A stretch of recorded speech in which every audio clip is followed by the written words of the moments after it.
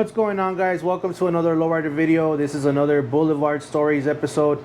Today we're here with an OG in the Vegas lowriding community, OG homie Homero.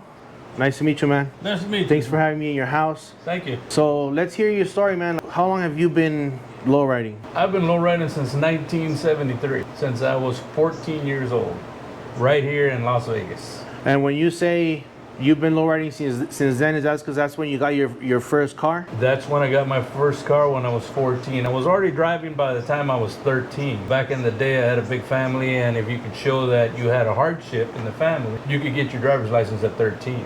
So I got my driver's license at 13. At 13, you can get your, back then? Yep. I got it at 13. At 14, I got my first lowrider.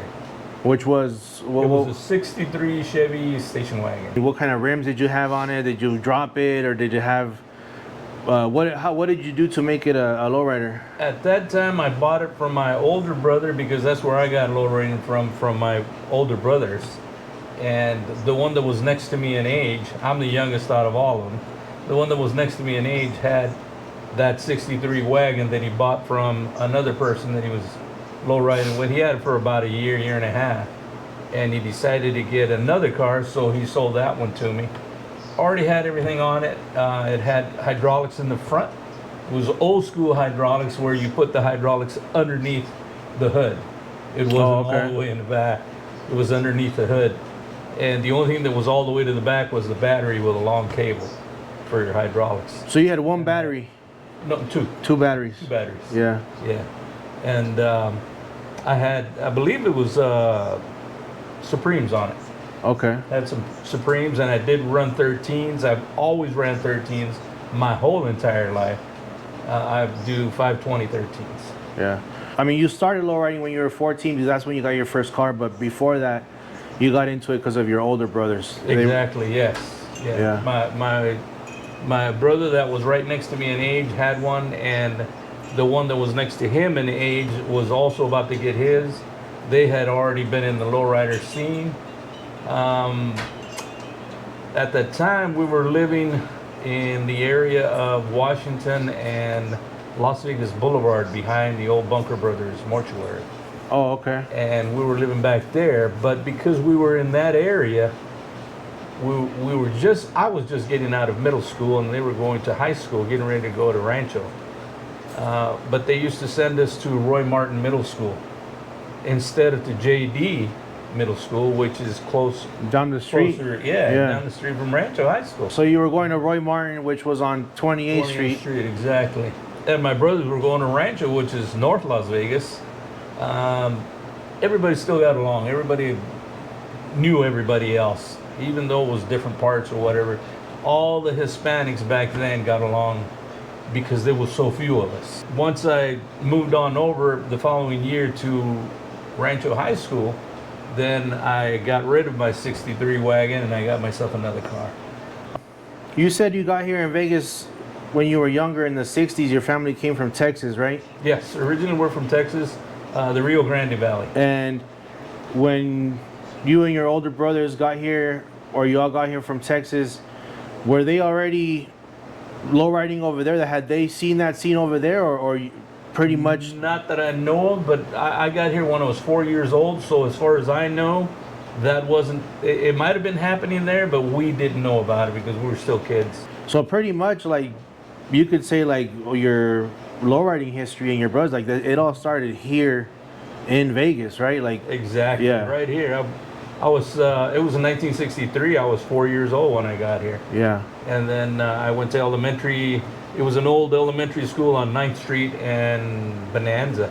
Doesn't exist anymore. There's a Metro police station there now. Oh, okay, yeah. But I went there, and then, like I said, when we grew older, we went Roy Martin, and then we went to Rancho, and then in '75, in the '74 or so, we moved to North Las Vegas, and we lived there for quite a few years. How was it that you guys came about to find lowriding here in Vegas? I can tell you exactly how it was. There was a guy going to school with my brothers, about their age, maybe a year older or so, that was over at 28th Street. And he's the one that kept going to California. He had family over there. And when he came back, he brought himself a lowrider. He had a, trying to think of what it was. I believe it was the 63 wagon, if I'm not mistaken, the one that my brother bought, because I believe he bought it from him. Okay. So he brought that down here and he fixed it up. And that's when my brother got into it. My two second to me oldest brothers, they got into it and they thought, hey, we need to do the same thing. That is really nice. And then Yeah. you got the hydraulics. So, I mean, once you hit that switch, there's never going back. Yeah. Not for us. Not if it's in your blood. You know Yeah. what I'm saying? If it's in your blood, you hit that switch, that's it. It's for life. Right. Low riding is for life. Once That's you right. get in it, that's the way we felt. But they got into it, and watching him get car after car after car, because back then it was really easy to get cars. I even had a car later on in the 70s, a 64 Galaxy 500 XLT. And those are extremely hard cars to find because the T at the very end means it's got extra trim. So it's got extra trim inside and outside. That 64 Ford Galaxy has all kinds of extra stuff on it. And I found that sitting on the corner of DI and I think it was Eastern Avenue. There was a gas station there. It had a for sale sign.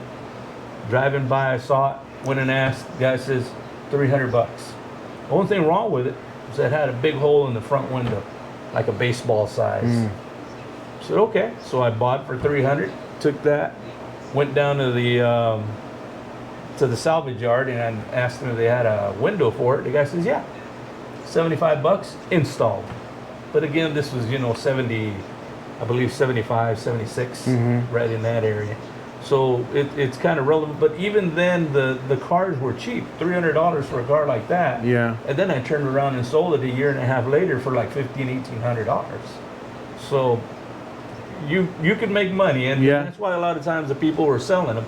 They'd buy something, keep it for a while, make it their style, and then they'd sell it, and then get another one. Right. And you just progress and move up. Yeah. At what point do you remember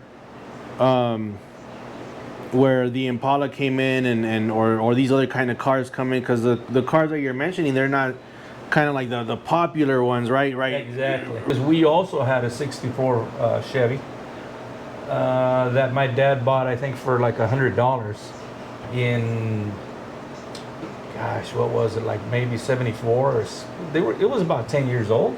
Yeah. Bought it for $100. We did some repairs to it because we always did our own repairs. We couldn't afford anything else. We were so poor. And got it all fixed up. And some guy came and offered him $1,000 for it. And we sold it. Yeah. But again, those kind of cars were not really super important like they are as lowrider culture nowadays. That 63s and 4s and then a few others like the Regals and so on. They built up over the years. At that time, it was wide open anything. Yeah. Because that guy that got us into it, or they got my brother into it, he had that 64 Ford. He had a Galaxy also. He had that 63 wagon that he bought. And then right after that, he had a 49 Mercury Zephyr. All Okay. black, really beautiful, skirts on it. And he had it lifted in the front. Yeah. So just the variety of cars back then was just, it was there. There was plenty of them. Yeah. Because Get nowadays 'em you at have good prices. all these unwritten rules, like in lowriders where your lowrider shouldn't have this or shouldn't be a Ford or it shouldn't be that, Exactly. and there's all these rules that have come up, I guess, with time. But back then it was just like more variety. Exactly. Yeah. Yes, that's exactly what it was. I mean, it didn't build up until after the years went by, and I think it really exploded on the 64s was when Gypsy Rose came along on Chico and the Man on TV. And I see you have a Low Impressions Car Club shirt. Is that something that you guys started at that time back then, or when did that start? Yes, Low Impressions started in 1977, at the end of 1977. I was still in school, in high school, and my brothers had already graduated. They had already been a year out, so we decided that we wanted to throw a car club together, and we did it with quite a few friends. There was at least 10 of us maybe, It was 3 of my brothers and about 7, 8 other guys, all from Rancho High School. Everybody was from Rancho High School at that time when we started out the Low Impressions. When you guys started the club, do you remember, like, where did the idea of a club come from? It was a gradual thing because back then there was really no clubs. Everybody was hanging out together loosely. And so it came about just real gradual that, hey, maybe since everybody's hanging out with everybody else, maybe we should just start a club. So at the same time, there was like maybe 2 or 3 others also from 28th Street and Northtown. So what happened was there was about maybe 3 clubs, I believe.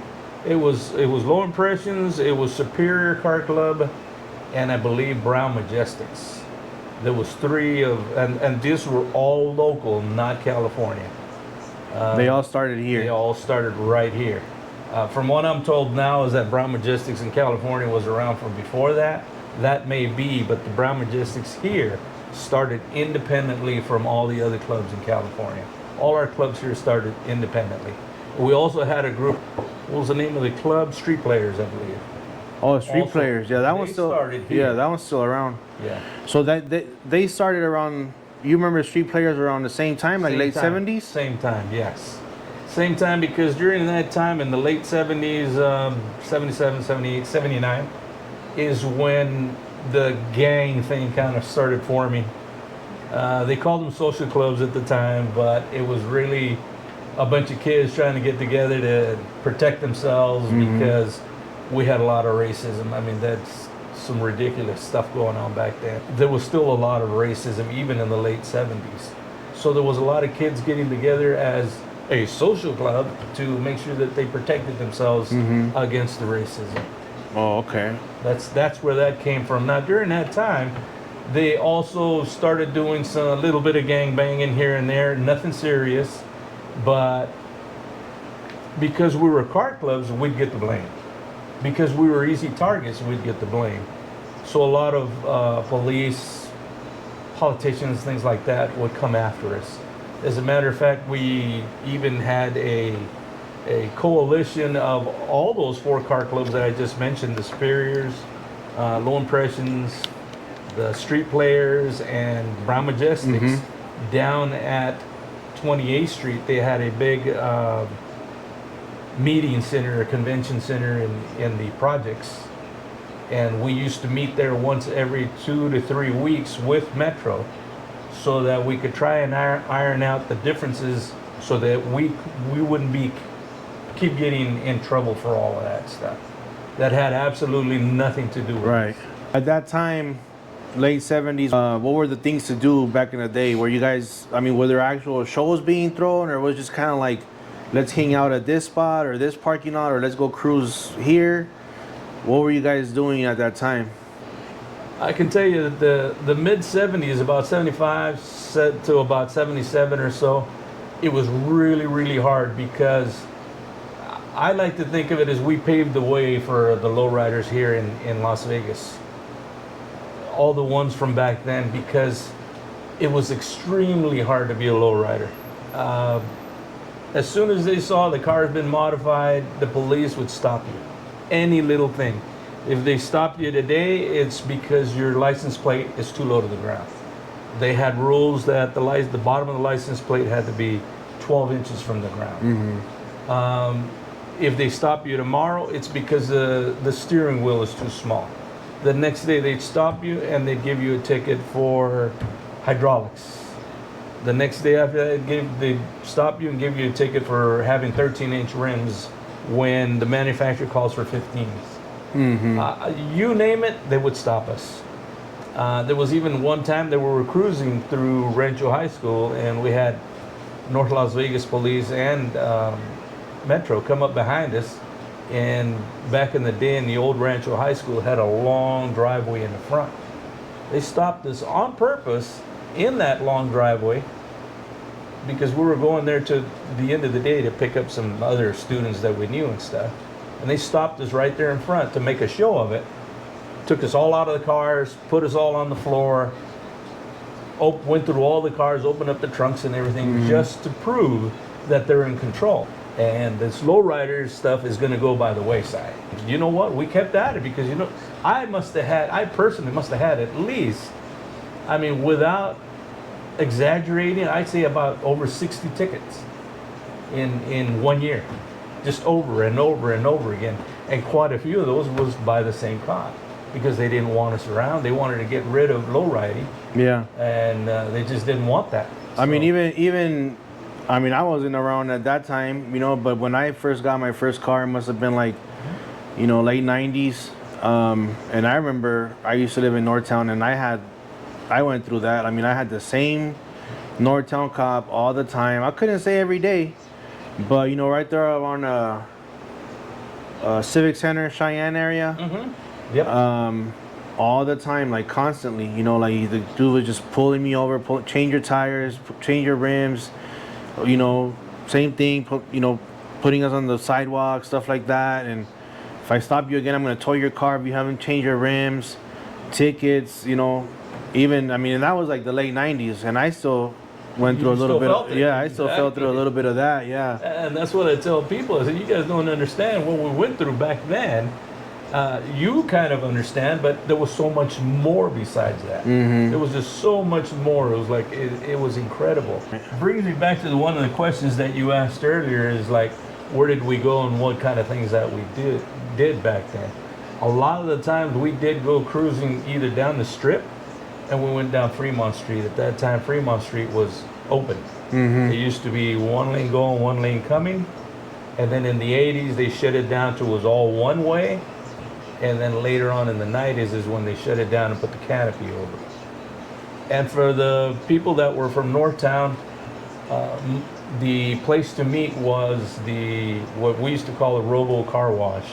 Robo Car Wash used to be on the corner of, I'm trying to think, it's a little street that's close to Owens and Eastern. There's a car lot there now, and next to it used to be a Sonic. Right there on the corner where the car lot is, used to be the Robo Car Searless? Wash. The street is Searless, I think. Yeah, It's okay. right there in the corner. That's where everybody got together. So again, word of mouth. Back then, we didn't have no social media and stuff. Everybody called everybody else, and pretty soon you had 50 people out there with 25, 30 cars.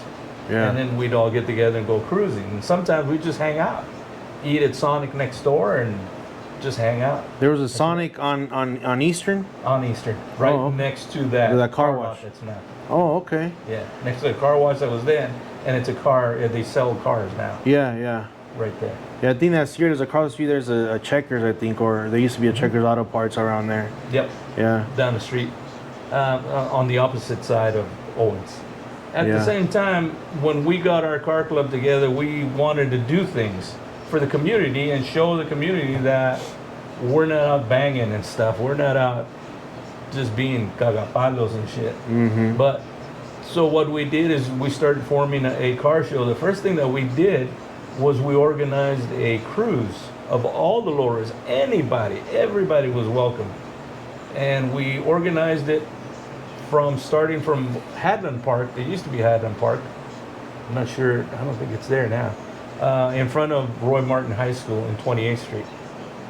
So I talked to a friend of mine who was a North Las Vegas policeman. So he was I think one of the first, if not the first, policeman that was Hispanic and Mexican in North Las Vegas. His name was Jose Troncoso. He eventually got all the way up to being the chief of police of North Las Vegas, and then became a U.S. Marshal. And so you guys had a little car show at that park? So no, we got together there. Oh, and okay. we cruised from there all the way down Eastern, all the way to Sunset Park. And then we had a car show on the grass at Sunset Park. And that was the very first one. I believe that was in 1978, if I'm not mistaken. And we had, I'd say 50, 60 cars, which is a lot for back then because word of mouth. And we knew we had more cars in town. We had over 100 cars in town. But for word of mouth, for over 50 cars to get together and go down there, it was pretty good. Plus, we had a police escort. So we had Metro escorting us, which is unheard of for back then. I mean, they hated us. Yeah. So we had like I believe it was 4 motorcycle cops. We had a station wagon policeman and 2 or 3 sedans. And they were actually stopping traffic, just like you do in a funeral, all the way down to Sunset Park until we got in and parked on the grass. So that was one of the first things that we did, was organize that. So that went so well. The next thing we did is we had a lowrider dance at the Recreation Center in North Las Vegas, right there on Bruce, right before you get to J.D. Smith. Oh, okay. And we had a lowrider dance there, and we had a DJ going on. We had lowriders out there, and we sold tickets for the dance, and that went really well. It went really, really good. Then after that, we thought, okay, let's just do a show. So we had 2 different shows, or 3 different shows, 3 shows, I believe, at that recreation center, and a hop. And then we also had 1 or 2 shows at the community college on Cheyenne and Pecos. Yeah. We had a hop over there and a big giant show. We got lots of pictures of all that stuff. And that was in 81, I believe. Oh, okay. So between 78 and 82, 3, 4, something like that. We also used to have a lot of get-togethers at a place called Papa Joe's. It used to be on Sahara and Decatur. It was called Papa Joe's. It was like a Sonic, but a little bit more spruced up. And we had shows out there where, I mean, it would get packed. The whole place would get packed. And once in a while, they do unofficial car hops out there. I mean, there was no social media, and I mean, and at that time, I wouldn't imagine even like cell phones or pagers. Nope. What would you guys do? I mean, would you guys print out flyers and pass them out to school, or Word just of mouth. That's it. Word of mouth. Now, for the dance, we did flyers, and we did, what did we do? We had flyers, and we sold tickets. So we'd go out and talk to different people, like at the rec center, places like that. We'd go on up to anybody. It didn't matter what age they were, and say, hey, look, we're having a dance. And we had a zoot suit contest. It was during Halloween, I believe. And we had a zoot suit contest, we had a dance. All that turned out really good, really good. Yeah. But it was all by word of mouth. We did have flyers, but there was very few that we handed out because we didn't have the money and the gas and that kind of thing to go to different areas of town and post up the flyers. Yeah. Yeah. Man, that takes a lot of planning and organizing for not having some kind of media or a way to put it out there. You know, it takes a lot of planning and people. What we did basically, and I had quite a few contacts, is we created a network. That's good old fashioned footwork is networking. Yeah. So we did the networking, and if I knew you, for example, then I would get you to help me out, and you knew 2 or 3 or 5 people that could help out, then you would get them to help out, and those 5 people would get somebody else, and then I'd get somebody else over here, and before we knew it, we had a lot of people helping us out. Yeah. It started out with the rec center. The rec center says, yeah, that's great, we'll do it. I mean, that's what we're here for, is to help out the youth, so let's do it. And then he put me in contact with a few other people at the time it was Rico. It was Reynolds Electric and Engineering. That guy that was in charge of it, that he put me in contact with, knew a lot of people. He knew a lot of people from LULAC, which is the League of United Latin American Citizens. He knew people from NALA, the National Association for Latin Americans, and they put me in contact with other peoples. Then one of the kids that I was going to school with, that was also one of our lowrider friends, his uncle was, at that time, the DJ for, I can't remember the call letters, but it was the first Mexican radio station in town. I think it was KVOV. Oh, okay. It was a black radio station that shared time with the Mexican station. And then he put me in touch with a whole bunch more people. So it was just a lot of networking like that. Yeah, and right. It worked really good. Really, really well. Yeah. We even had some of those people donating the trophies for the show. We had people donating a big RV to where we could go in and relax and stuff, or go through the tallies so we can find out who got first place, second, and all that stuff. they went all out. They did an excellent job. So Yeah. it wasn't just me, and it wasn't just our club. It was all these people networking for us or with us. Yeah. Yeah, So that's I pretty. give credit to all of them. Yeah, that's pretty impressive. At that, That's why we were low impressions.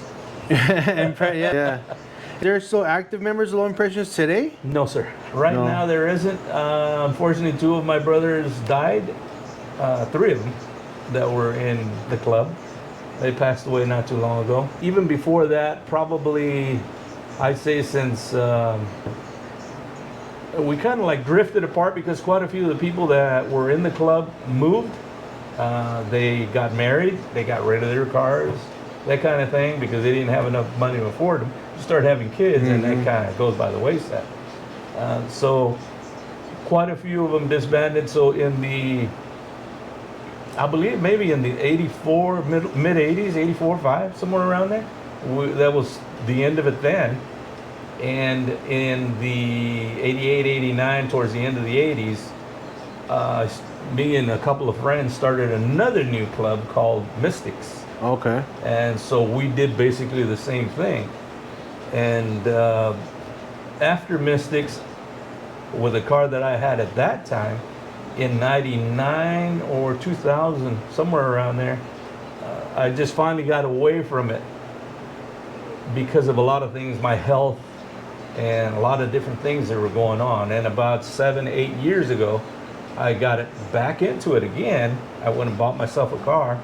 I had a 70 Ford LTD, and then I just sold that not too long ago, and I bought myself a 52 Chevy Bel Air, Which is the one that. which is the one that's there. And then I met Georgie, and Georgie says, and I've heard it from a few other people, you know, you should bring that back.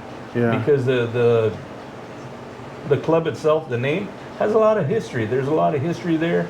There's a lot of people that know it, that liked it back then and agree with it because it was all local.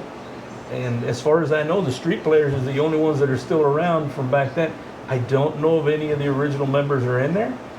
And I would say if I started this club again, which me and George would like to start that again, I think I would be the only original member.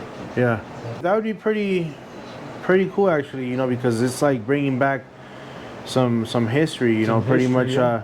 Would you say that Low Impressions is pretty much like the first club in Vegas, like Lowrider Club in Vegas? I wouldn't say it is the first club, but I'd say it's one of the first clubs because, Yeah. like I said, at the same time, you still had. Oh, you had those 4 that kind of came up at the same Exactly. time. Yeah. We all more or less formed at the same Yeah. time. I couldn't tell you exactly, you know, oh, that one formed 4 months before us, or we formed 4 months before them. I couldn't tell you exactly. Because Right. I don't know what time they came, during what period they came together. Yeah. I just know that we were all already a club when we started meeting out at that clubhouse on 28th Street Yeah. with Metro.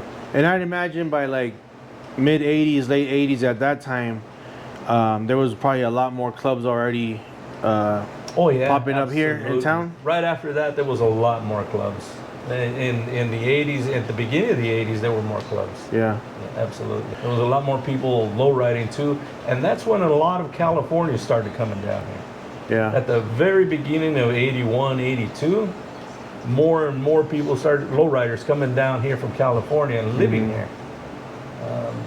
I can't remember any of them from back then, but I know there was quite a few because I've seen them. So So pretty much back then, all the work that was done by you guys, or was there any certain guys or shops here in town that were doing That's a good lowrider question. work? That's a great question. Everything was done by us. Everything. By hand, by us. There was nobody working on anything here. If we needed to find out how to work the hydraulics and how to set them up, any of that stuff, either somebody that had already been down there and learned it in California, brought it here and taught it to the rest of us. We learned it from another friend. We learned it ourselves by breaking our own heads. When we were kids, there was, like I said, we were pretty damn poor. There was 9 of us living in a 2-bedroom apartment for 9 years, which started out to where we would go out in the desert because there was a lot of desert back then. Where Cashman Field is now, it was just nothing but desert. And we go out there and we find a frame for a bike. We bring that frame back and then go looking through the dumpsters and things like that. And we'd find rims for the bike. We'd find, or we'd ask, hey, somebody want to get rid of their handlebars and stuff. And pretty soon we built what we called the monster bike.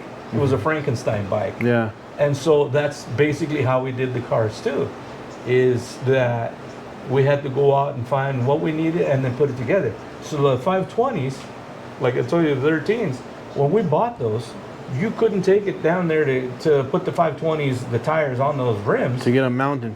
Because we didn't have no money. At that time, they charged you like $35 to get it mounted. We didn't have that to pay. We mounted them ourselves by hand. My dad taught us how to do all that, and we did it. Yeah. So, and if you had a bad tire or a flat tire or whatever, you dismounted it by hand and then put the new one on by hand. Yeah. No machines, no nothing. It had to be you, and including anything. If something went wrong, something on the engine, you fix it. And I hated working on cars because you were constantly working on them because they were breaking down here or that. And you're getting your knuckles all messed up from working on them. And so it wasn't something that I liked to do, but my brothers did. They liked it. But we still had to do it. You had no choice. If you wanted to drive your car, you fix it. Nobody's going to fix it for you. Right. And the hydraulics, same thing. We learned it as we went along. Where would you guys get your hydraulic pumps from? We would order them from LA. Or we'd have maybe somebody would say, hey, I'm going to LA. Hey, can you stop by wherever and get us this or get us that?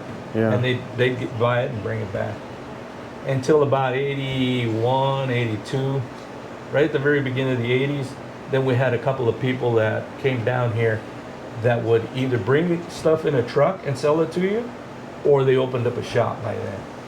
Oh, okay. I was actually going to ask you that. If you remembered, or if you remember, what was the first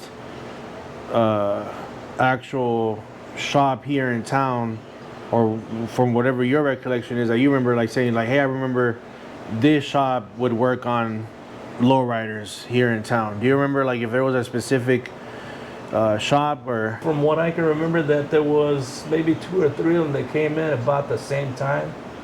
Reds came in, but they didn't really do too much of anything. They left.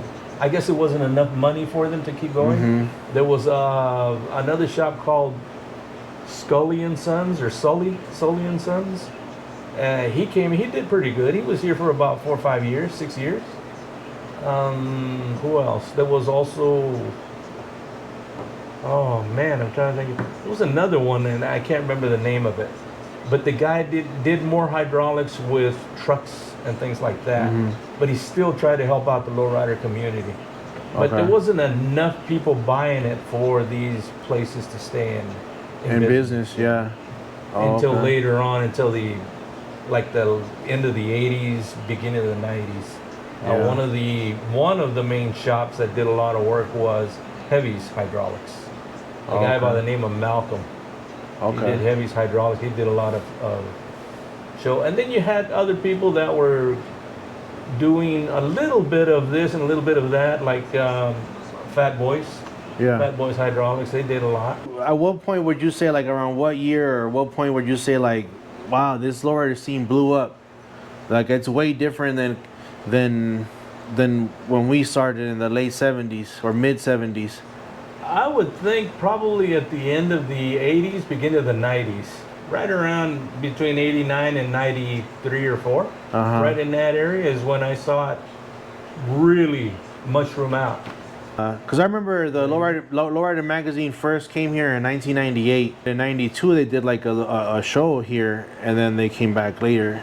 Mm-hmm. So it was like early 90s. For them to do a show here, I'd imagine by that time, there was like enough movement already. They did a show here, but I don't think it was a super show. I think the super show wasn't until 97 or 98. Yeah. When it came down here. But I put my car, I had a 60 El Camino. Lifted front, back, side to side. I put it in the show. There was a couple of other guys that were in the club. That was the Mystics at that time. Mm-hmm. We put our vehicles in the show, and that very first one. And I've got pictures for that too. Like I've got pictures. I've got just all kinds of documentation all the way back to at least 77 of Man, that's- all of these things that I'm talking about. I Yeah. got documentation. I've got proof.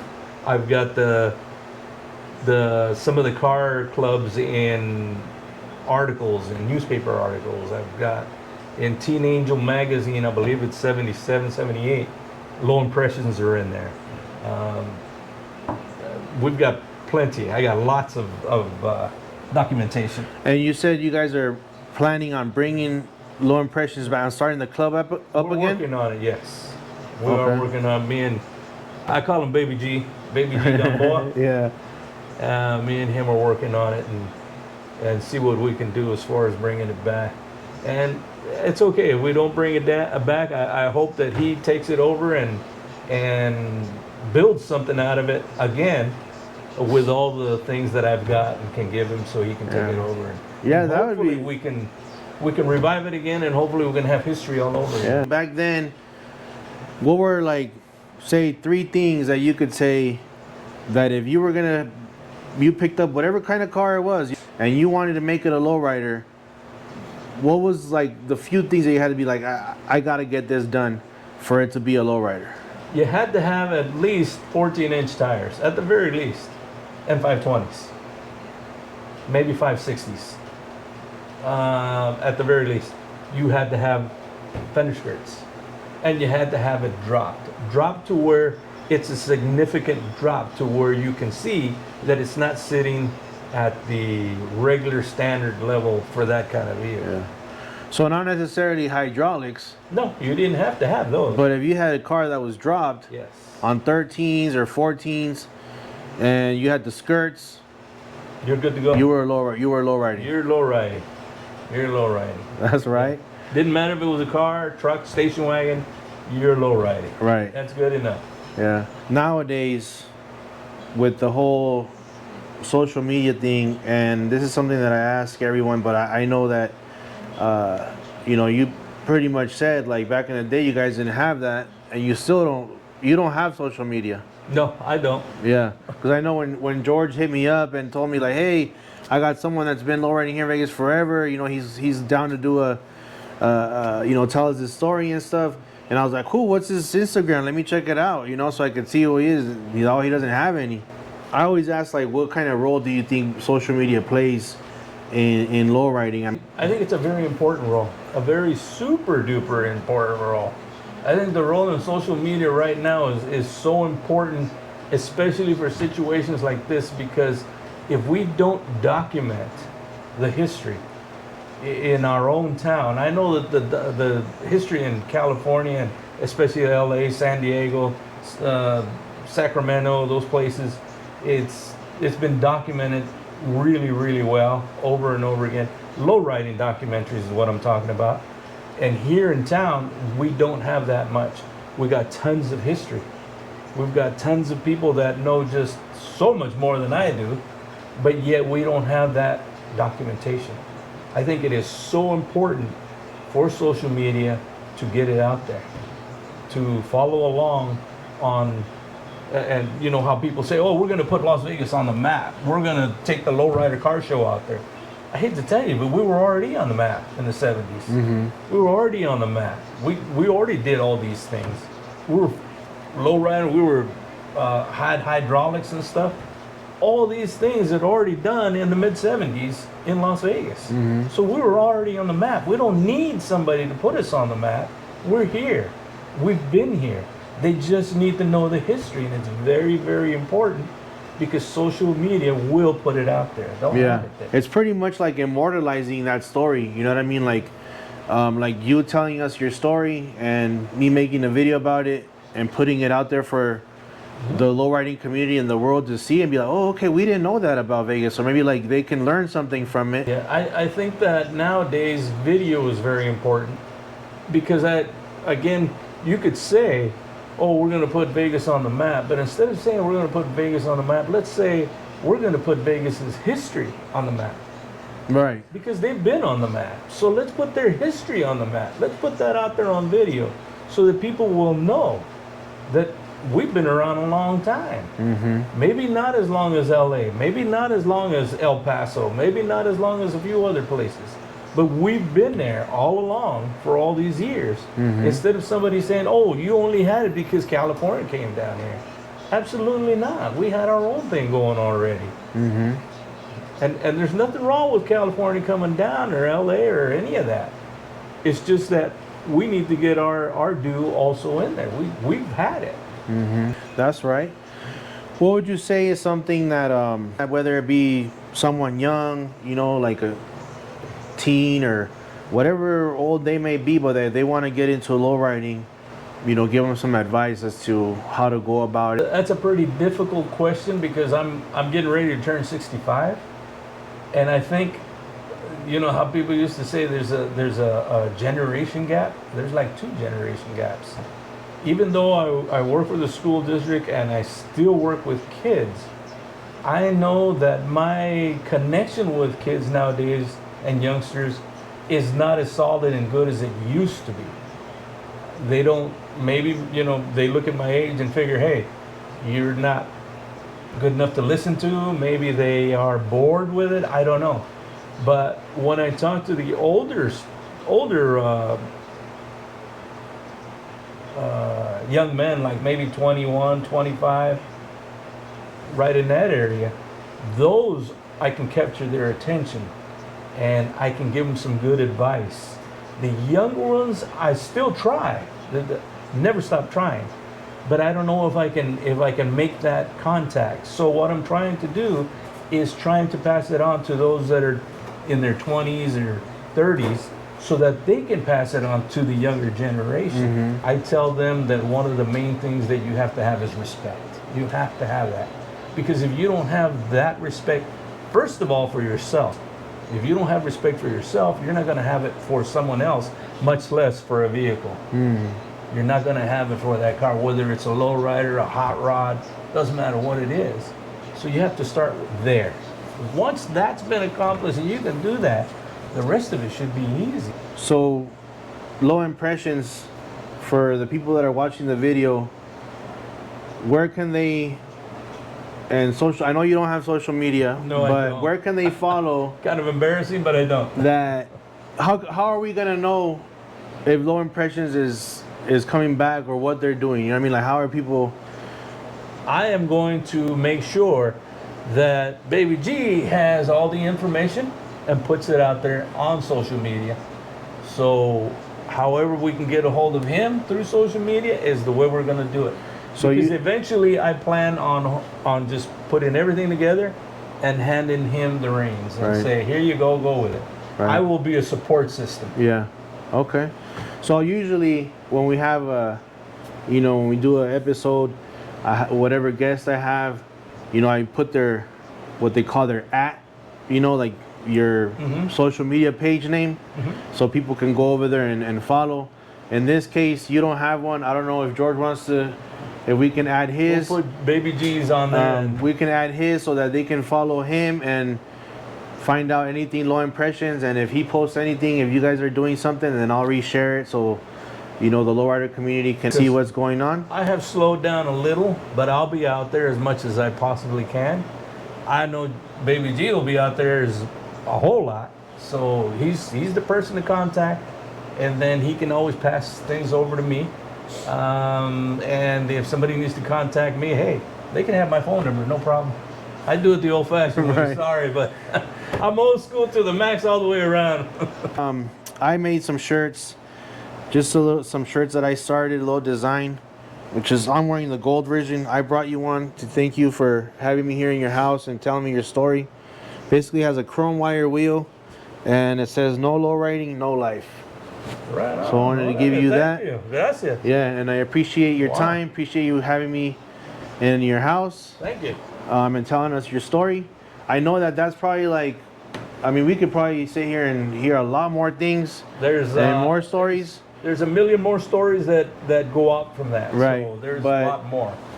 The point is, I just wanted to, at least we can, introduce who you are and your, the beginning of the story and low impressions and all that to the lowrider world, put Vegas history on the map.